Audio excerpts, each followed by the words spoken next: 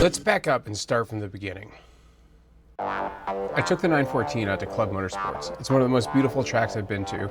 As a driver, it's a great place. It's got a combination of fast corners, slow corners, tight, wide open, all kinds of things. So it's challenging, rewarding, and just a ton of fun.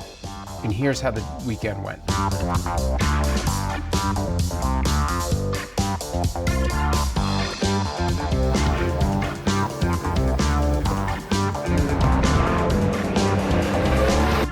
As I'm getting ready for the event, I always try to have a plan. I try to go to the track with something to do, something to work on, so I'm not just driving around doing laps or with this really broad goal of try to go faster. So as I looked at my data from Lime Rock, and we can see it here as we look in, there's a couple things that point out to me is I don't think I drove to the tire quite enough, and I think I can do a better job of doing that. And the other part was, for a long time now, I've had really active hands. And you'll see me on the steering wheel, and I'm really working a lot.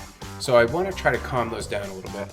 And when we look in the data, we can see on the way into Big Bend, there's these big hand position changes, and they go from maybe here 48% up to 81s. That's 30 degrees of movement on the steering wheel.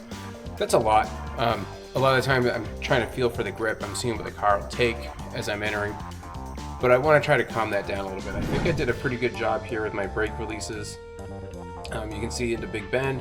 It's not perfectly smooth, but it's really not too bad. Something I can work on, but again, my two big goals are driving to the tire, smooth the hands out. And the goal for me as I'm driving to the tire is, as I'm releasing that brake pressure and I'm bringing the steering in, am I leaving G-sum on the table? Am I using the whole tire? Am I using all the grip that's available to me? And then when I'm exiting the corner, am I giving it enough throttle to provoke the rear tires to start slipping a little bit, or maybe even kind of have that idea of a cowboy exit where you're getting pretty sideways as you're exiting.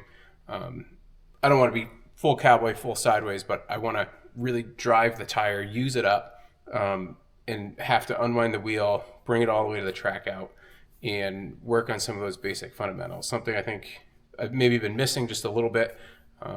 Club Motorsports is a really fun track. It's a cool spot to work at. There's a couple corners like turn 5 that I really love because it's sort of like the Toe at the Glen or Namro at Tremblant, that it's pretty tight in relation to the rest of the track. It's got a lot of good elevation to work through, and then it gives you a chance to really put the power down on the way out. So I want to go through that, and we'll see how I do after the day.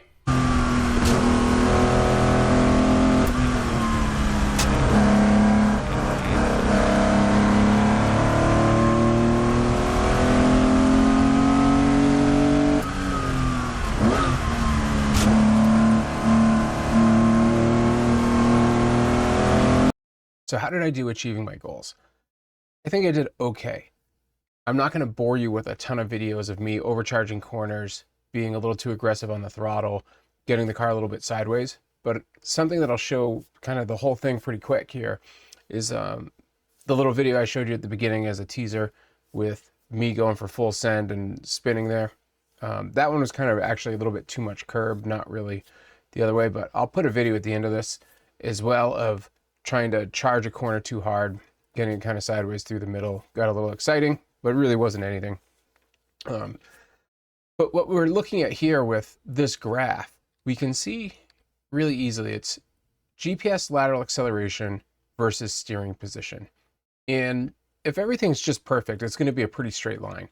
When it goes up at the ends and down here, that's understeer. You know, the car's pushing for some reason. Almost every car is going to have a little bit when you use this sort of quick and dirty graph. What we really want to look at is these spots. These are oversteer. This is where the car is maybe a little bit loose, or you're sliding a little bit. And I wanted to look at just this one spot with you. We can click on the point in here, gives us the video. We see it in the graph. Double click the segment. Bring us in. So what do we see is we're coming into the corner pretty good. And then as I start to pick up the throttle, I give it an initial hit that's pretty big, back out a little bit, and then I have to give it some counter steering. You can see it in my hands. You can see it in the steering position here, and you can see it way down here in the yaw rate and how quick it went up and came back. And then it starts to stabilize kind of through the middle here. And and then as I'm exiting, you know, it comes up, use the track out, and then I think we get a bunch more laps in here that kind of have similar stuff. If we stack a bunch of these, we're gonna see that in the whole sessions we just have lots of kind of a little bit of sloppy driving, a little bit of pushing pretty hard, and some of that was sort of the goal going into it, to see how things looked. So I think overall it was overall it was a great weekend. It was really, really fun.